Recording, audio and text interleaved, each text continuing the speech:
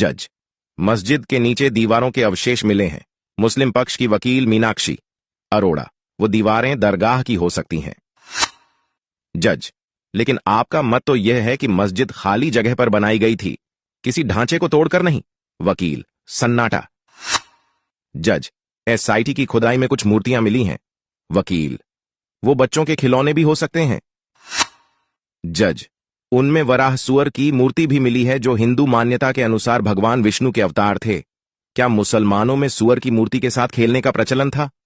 वकील घना सन्नाटा। वेदों में श्रीराम तो हैं ही, अयोध्या में श्रीराम जन्मभूमि का भी सटीक उल्लेख है। वह दृश्य था उच्चतम न्यायालय का। श्रीराम जन्मभूमि के पक्ष में वादी के रूप में उपस्थित थे धर्म चक्रवर्ती, तुलसी पीठ के संस्थापक पद्म विभूषण जगतगुरु रामभद्राचार्य जी, जो विवादित स्थल पर श्रीराम जन्मभूमि होने के पक्ष में शास्त्रों से प्रमाण पर प्रमाण दिए जा रहे थे।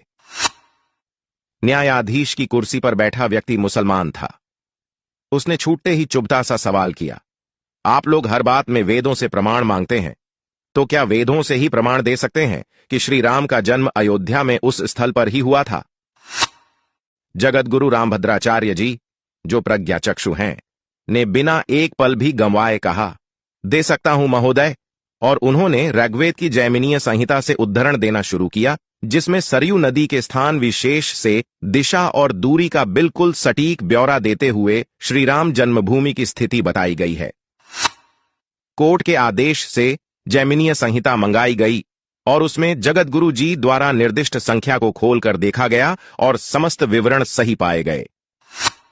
जिस स्थान पर श्रीराम जन्मभूमि की स्थिति बताई गई है, विवादित स्थल ठीक उसी स्थान पर है और जगतगुरु जी के वक्तव्य ने फैसले का रुख हिंदुओं की तरफ मोड़ दिया।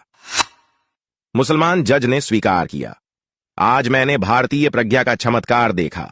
एक व्यक्ति जो भौतिक आंखों से रहित है, कैसे वेदों और शास्त्रों के विशाल वांग्मय से उद्धरण दिए जा रहा था। यह ईश्वरीय शक्ति नहीं तो और क्या है।